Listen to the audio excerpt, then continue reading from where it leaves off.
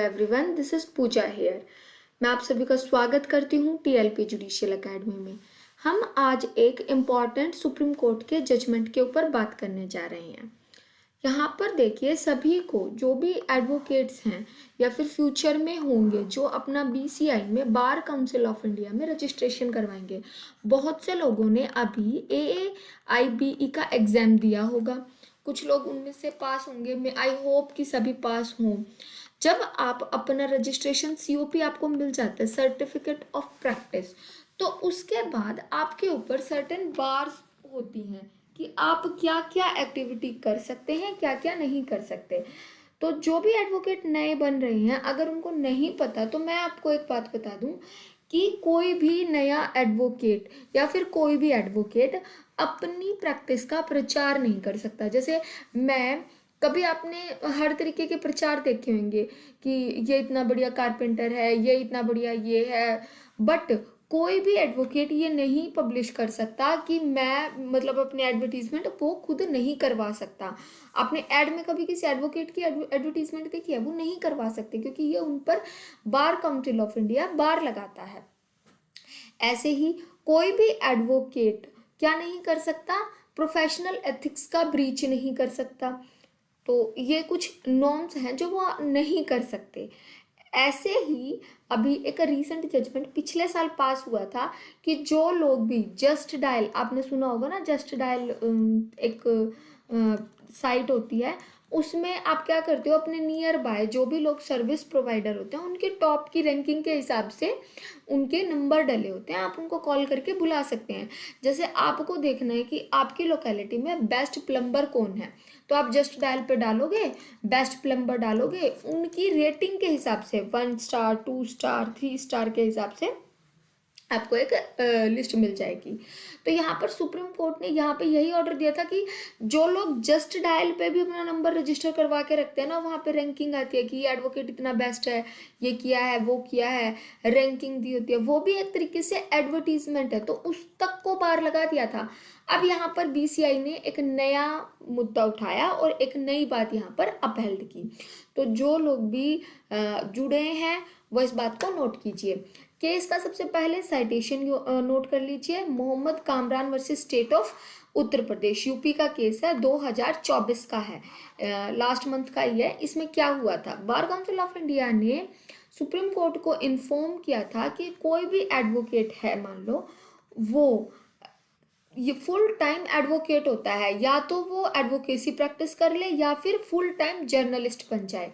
तो कोई भी पर्सन, वो उस पर बार लगी हुई है कि वो जर्नलिस्ट और एडवोकेट एक साथ नहीं हो सकता, क्योंकि जर्नलिज्म का काम भी तो आप देखोगे ना, एक ऐसा काम है जहाँ पर आपको पूरा ध्यान देना पड़ता है। कभी भी आपको किसी भी साइट पर रिसर्च करने के लिए या टॉपिक को कवर करने के लिए बुला लिया जाता है।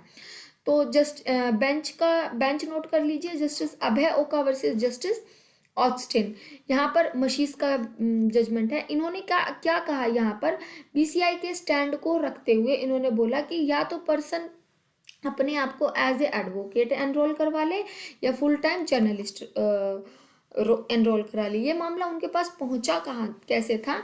एक एडवोकेट साहब थे जो कि पार्ट टाइम जर्नलिस्ट थे, उनके ऊपर डिफामेशन का केस लग गया। तो जब मामला सुप्रीम कोर्ट के सामने गया तो बीसीआई को जब पार्टी बनाया गया, बीसीआई खुद प्रेजेंट हुई और उन्होंने बोला कि सर ये गलत है, ये गलत प्रैक्टिस है, आप एडवोकेसी के साथ फुल टाइम जर्नलिज्म नहीं कर सकते, ये अलाउड नहीं है। तो बीसीआई ने अपना काउंसिल भेजा था जिसने इन्फॉर्म किया दे कांट प्रैक्टिस लॉ और साइमल्टेनियसली एज ए जर्नलिस्ट। तो ये अलाउड नहीं किया बीसीआई ने। The council of petitioner submitted that they would not work as journalist whether full time और part time and was only practising law. यहाँ पर फिर जो पार्टी थी उन्होंने बोला कि देखिए सर, हम लॉ प्रैक्टिस करते हैं, हम फुल टाइम एडवोकेट या वो नहीं है। यहाँ पर जो भी एडवोकेट थे ना, जो कर रहे थे इसके साथ में, उनके लाइसेंस को रद्द तक कर दिया गया। अभी आप देखोगे बीसीआई है ना, अपने रूल्स को लेकर बहुत ज़्यादा स्ट्रिक्ट हो गई है। इवन एक पीआईएल भी अभी फाइल हुई है। उस पीआईएल में एक कैंडिडेट ने चैलेंज किया है कि जो ये पास्ट पर डाटा निकाला जा रहा है और बैकग्राउंड चेक किया जा रहा है, क्या ये गलत नहीं है? अगर मान लो कोई एलएलबी की डिग्री लेकर अपना रजिस्ट्रेशन करवा लिया है बीसीआई में, एग्जाम दे दिया है, क्रैक कर लिया है, तो फिर अब पुराने हिस्ट्री में जाके उसके पास्ट डाटा को खंगालना और सारी चीजें करना, क्या ये वैलिड है? क्या ये होना चाहिए? इसको भी चैलेंज किया गया है, बट ये अभी अंडर प्रोसेस है। मतलब अभी सुप्रीम कोर्ट का इस पर जजमेंट नहीं आया, तो मैं उसके बारे में कुछ कमेंट कर नहीं सकती हूँ।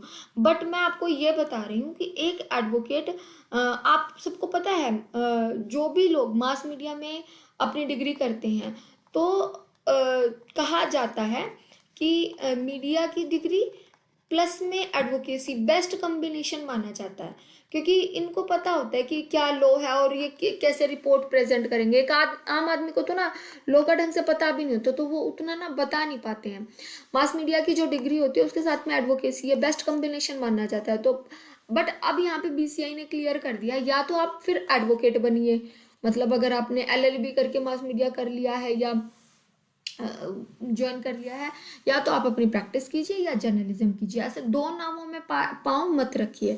तो इस केस में यही हेल्ड हुआ है कि आप एक साथ एक ही काम कर सकते हैं, आपको दो चीज़ें करने की ज़रूरत नहीं है। इस जजमेंट को यहाँ पर हेल्ड कर दिया और सुप्रीम कोर्ट ने बीसीआई को यहाँ पर एज ए इंटरिम पार्टी बुलाया था, उनके मत को सुना था और चीज़ों को फिर बाद में उनको कंट्रोवर्सी से ओवर भी कर दिया।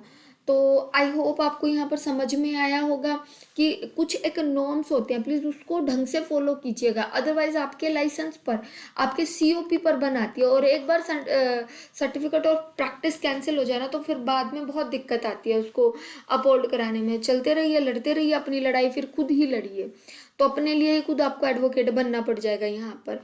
तो आज के केस में सिर्फ इतना ही। जुड़े रहिए चैनल से और सब्सक्राइब कीजिए। Thank you so much.